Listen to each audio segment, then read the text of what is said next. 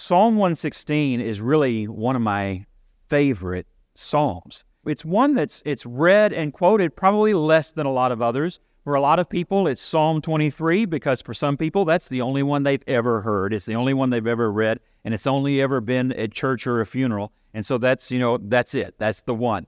But this one, kind of hidden back after the back half of the book, is, I think, one that I just love to come back to quite often, and I think it's one that we need to come to often. So if it's one you're not familiar with today, change that, okay?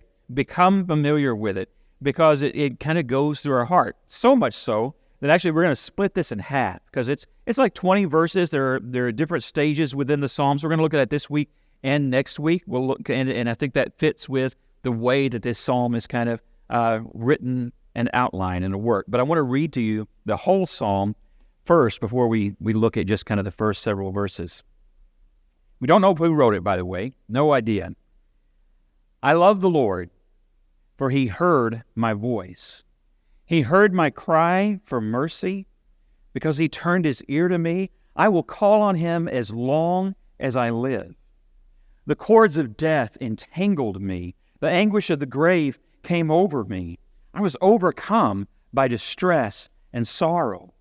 And then I called on the name of the Lord. Lord, save me. The Lord is gracious and righteous. Our God is full of compassion. The Lord protects the unwary, and when I was brought low, he saved me. Return to rest, my soul, for the Lord has been good to you. For you, Lord, have delivered me from death, my eyes from tears, my feet from stumbling, that I may walk before the Lord in the land of the living. I trusted the Lord when I said, I am greatly afflicted. And in my alarm, I said, everyone is a liar. What shall I return to the Lord for all his goodness to me? I will lift up the cup of salvation and call on the name of the Lord. I will fulfill my vows to the Lord in the presence of all his people. Precious in the sight of the Lord is the death of his faithful saints or servants. Truly, I am your servant, Lord. I serve you as my mother did. You have freed me from my chains. I will sacrifice a thank offering to you and call on the name of the Lord. I will fulfill my vows to the Lord in the presence of all his people, in the courts of the house of the Lord in your midst, Jerusalem. So we don't know who wrote it, but we know a lot about his heart. We know about his life. We know generally some things that he went through, and I think we relate. In some ways, I kind of feel like it's right that we don't know who wrote it, because it's kind of an every person's psalm. At some point or another, we are everything in here, aren't we? And at every point in our life, we're somewhere in this psalm at different places. And so you come this morning, and I don't know where you are. I mean, I know where you are, but I don't know where you are. Or if you're joining us online, I don't know what's going on in your heart, what's going on in your life. I have no idea. Aren't you glad you don't have to rely on the preacher or an elder or a deacon or a Sunday school teacher or a neighbor to always know? Because we're human, and we just don't always know. Sometimes you guys work really hard for people not to know, and covering things up and hiding struggles and things like that, and we don't know. God always knows. I shared a while back, and I'm going to share it again, because you just do that, don't you? Partly because you can't remember what you shared, and partly because some things are worth sharing more than once. But it was on one of the trips to Cambodia. I think it was the second trip to Cambodia. And the first couple of trips, I would go over there, and I struggled a lot with the jet lag. I mean, you're completely turned over. You get there, and 12 noon is midnight, and vice versa. And so your whole rhythm is just completely upside down. Plus, you've been traveling that time. The first time, my trip was 44 to 45 hours each way, and just, constant travel and everything else. And then the second time, I think I got a faster deal and through a different country, and I cut it down to 36 hours. So I've been traveling for 36 hours, had been there, I think, a day, maybe one full cycle and everything. I had not adapted in the least, and I was exhausted, and I was tired, and I was worn out. It was at a point in ministry. We were still in New York at the time, and it was at a point in that particular ministry where I was just running like crazy. In fact, this particular time, I was organizing a men's retreat in New York and going over there to teach for a couple of weeks and to just give you how tight my schedule was, 36 hours of flights and travel and all that stuff through Korea and then back to New York. And then I landed, I went home, I took a shower, I took about a 35-minute nap, I grabbed the other suitcase I had packed before Cambodia and my sleeping bag and a pillow, and drove 2 hours out to the summer camp, Christian summer camp, and ran a men's retreat. So that was just doing this sort of a thing, kind of crazy. So in the midst of all that, we're at church, and church the first Sunday in Cambodia on those trips had a much better deal this time where I added one extra day before to adapt, and so by Sunday it was great, but not then. I would have a headache as well. And then I sat at church. They sat me up toward the front, and they had a speaker that was about, take this Lord's Supper. It wasn't really this big, but it felt like it was this big, probably about half the size of the Lord's Supper table here, but vertical, and about from me to that pulpit from my head. And Cambodians know on and off on sound systems at church. That's what I've noticed. At least at that one church. I don't think it's everywhere, but at that one church, it's on and it's off and it's all the way up, right? Like just short of blowing your speakers full out, and it's right there, and it's at ear height. I should point out, it's not right there. It's right there, okay? And this thing's whoa, whoa, whoa, whoa, in my ear the whole time, and I'm just struggling. I'm struggling with the headache to stay awake, with that speaker. It's hot. And then this guy gets up to lead a prayer. And he gets up, and like everywhere, it goes very quiet. And he says, "Oh God, great ear of the universe, hear our prayer." I've never heard in an American church that phrase before, and this is why I brought it up the last time, because I've never heard us refer to God as the great ear of the universe. But it kind of everything melted away at that moment. I didn't care about the speaker. I didn't care about the tiredness. I didn't care about my headache. I didn't care about any of that. All I could think about was how this man had addressed him very humbly, and then his prayer revolved around that idea. God hears us. God, you hear us, you listen, you're always there, and you always hear every one of us. And just from there, all that other stuff just kind of didn't matter anymore. When you realize that God hears, when you realize that God's listening, it's amazing what noise you don't hear anymore and you're not paying attention to anymore. That's why Scripture also says, let me hear your voice above all else, above everything else. We have a devotional song, let me hear your voice above all the other noise, which is the right way to put it. And that's what we need to do. But he did it first. He hears us first. Look back at these first few verses. Being heard is so important. When you feel like you're not being heard, it doesn't matter who's listening. Well, listening and hearing really kind of messing the words up, but when it doesn't matter who actually just physically hears your words. When you actually feel heard, it communicates far more than just, did you hear me? It communicates, did you value me? Did you care about me? Are you listening? And the psalmist writes, you know why I love the Lord? He heard me. I love the Lord, for he heard my voice. He heard my cry for mercy. Because he turned his ear to me, I will call on him as long as I live. He says, I'm going to call on him as long as I live. Why? Because he listens. I'm never going to hold all that back. I'm never going to just sit here overwhelmed in my problems and sitting in tears and sitting in dust and sitting in my own self-pity party. I'm going to give it to him because I know I can trust him. I know he listens. I know he cares. I know he answers. I know he moves. I know all these things. I'm not going to waste my time not calling anymore. I'm going to call on the Lord as long as I live. because he knew, or she knew. We don't know who wrote it. Because they knew God was listening, and they knew more than that. Psalmist goes on and says, the cords of death entangled me. The anguish of the grave came over me. I was overcome by distress and sorrow. And then I called on the name of the Lord. O Lord, save me. That sense of being completely overwhelmed. Said earlier, we're all somewhere in this psalm. Maybe this isn't you right now, but it has been or it will be. At some point, we meet challenges that are just bigger than us. And sometimes it's small things.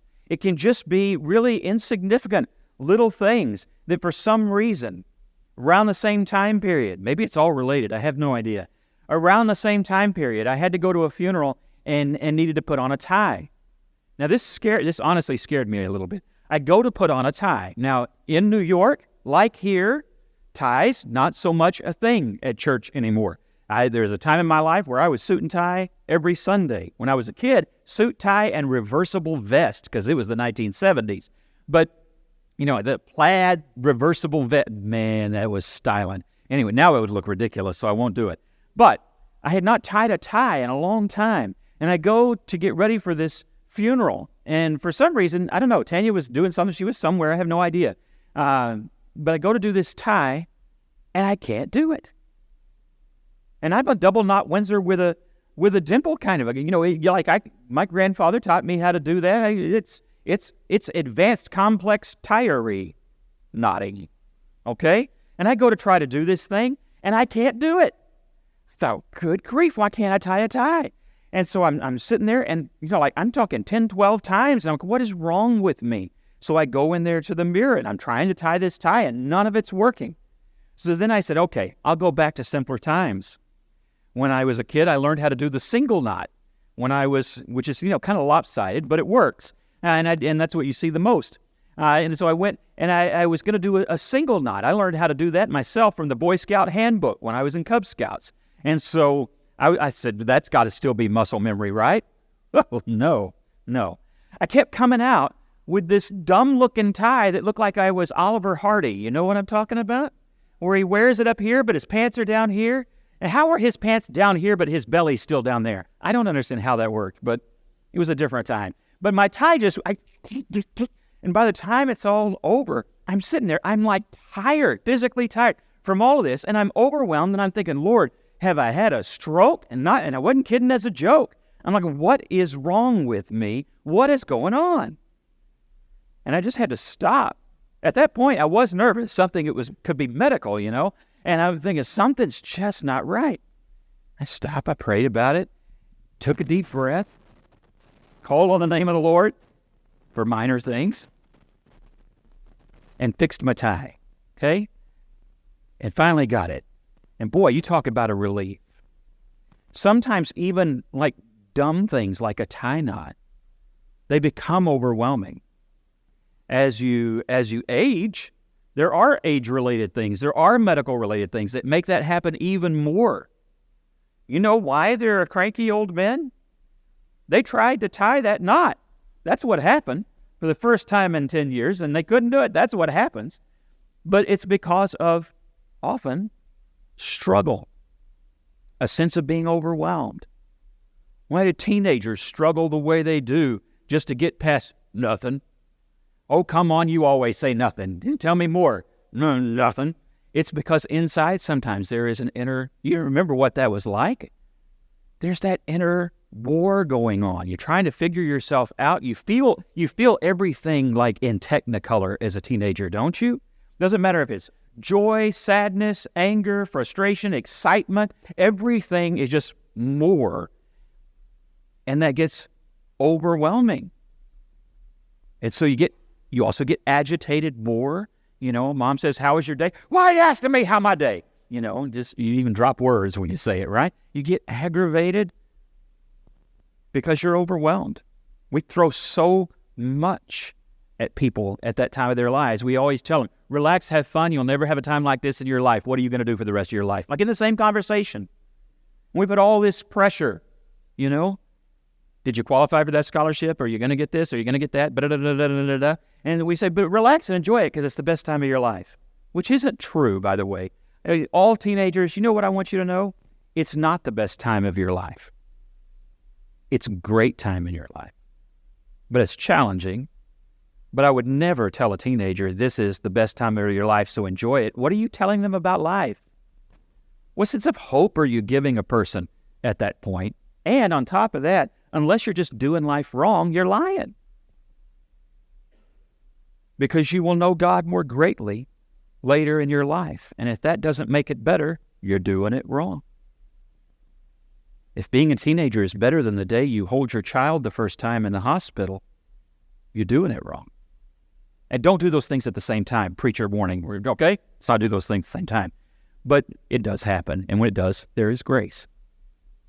But know that there is more ahead for you. If you are 75 and you're thinking right now, yeah, but my best times are in the past, you're doing it wrong. If you think God can't bring greater, still,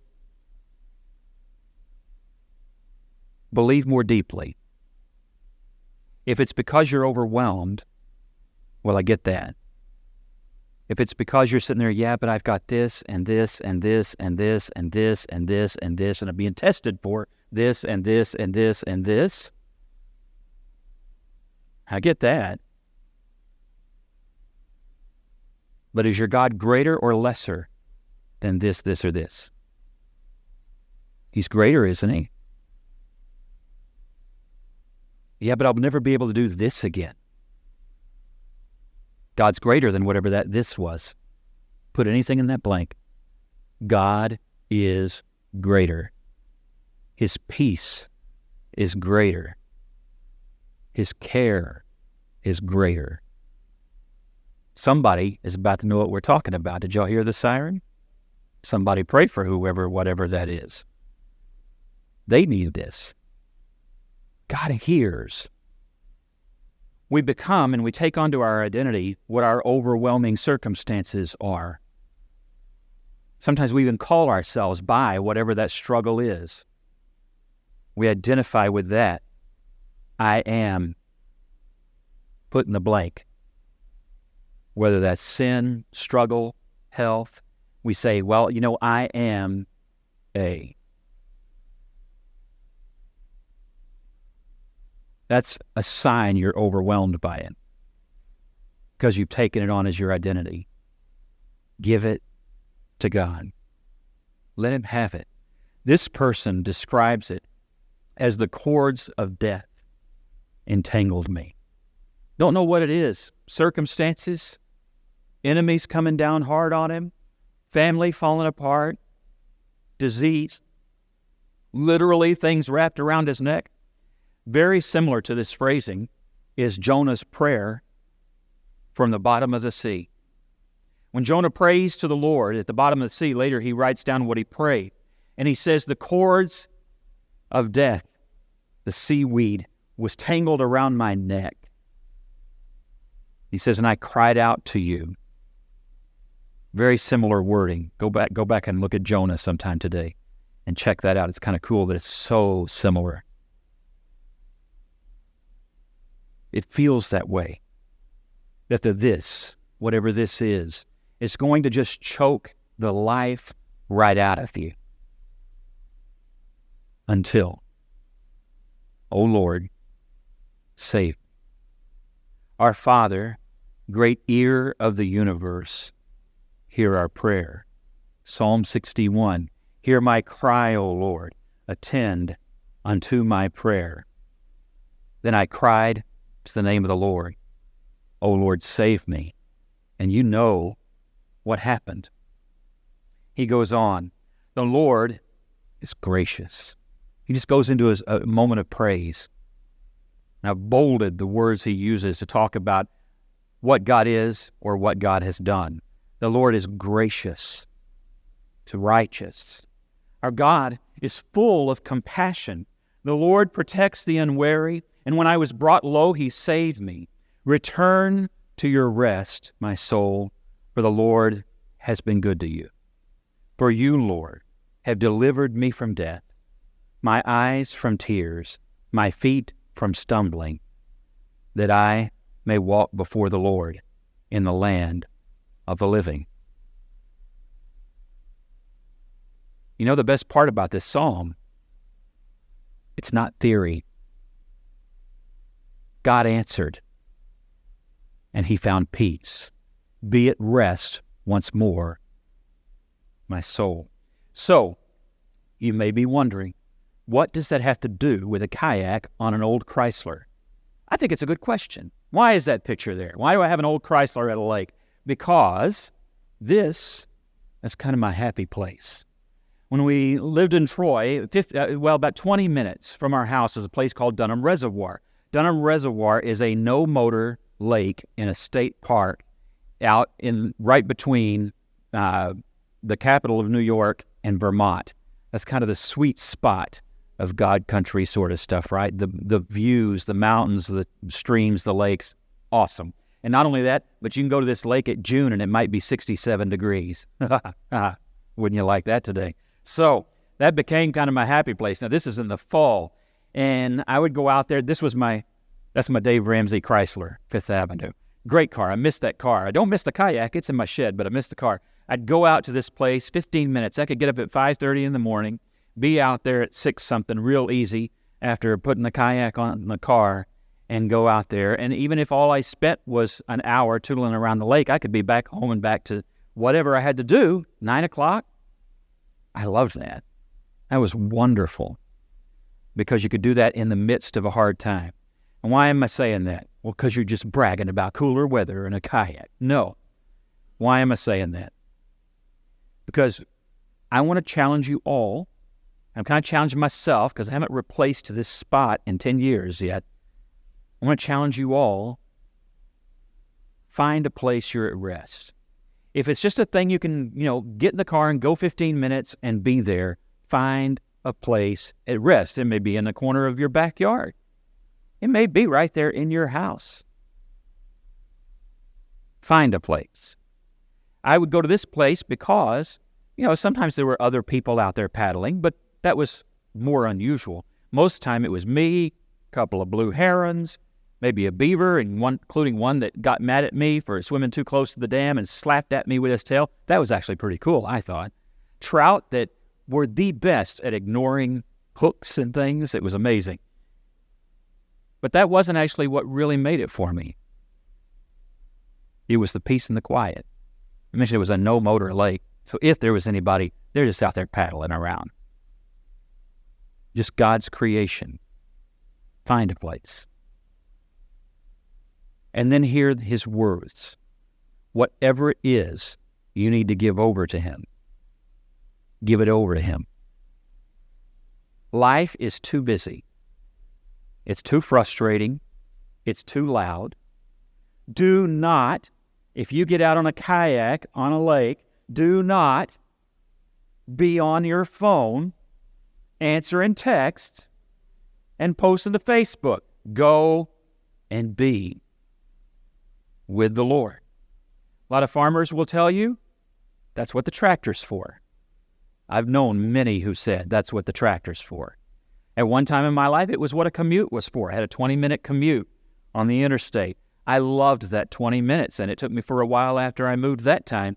That was back when I was in AIM. Moved back to Texas, lost my commute. Didn't need a commute in Lubbock. And I lost it, and I missed that time. And it may be that for you. Don't let interruptions take that from you. So easy to let your phone take that all away from you. Do not do it. Learn do not disturb. Learn where your silence button is. Put it in the kitchen drawer and walk outside if you have to. Find peace and quiet.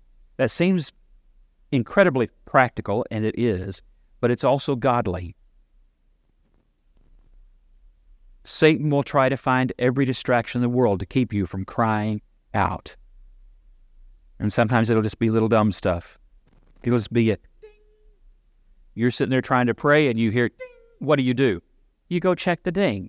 Well, that's a ding-dong does that. Go back and pray. Go back and pray. find times, find places that are all about being at rest. The psalmist had to tell himself, be at rest, my soul. Why? Because our souls have a way of not staying there, don't they? So he had to remind himself, remind yourself, because this is the God that will find you when you cry out to him and say, Lord, save me. Gracious, righteous, full of compassion, protective. He saves you. He delivers you. But only when you seek him. When you seek him, you do indeed find him. I forgot there wasn't another slide. See, I told you I split it in half. I promised I would split it in half. I want to look at that Psalm 61 one more time, at those verses. And Jesse, would you mind, can you skip back to that? There's a please built in there. Let me read the text, and then we'll sing that here in a second. Hear my cry, O God. Listen to my prayer. This one is from David, by the way.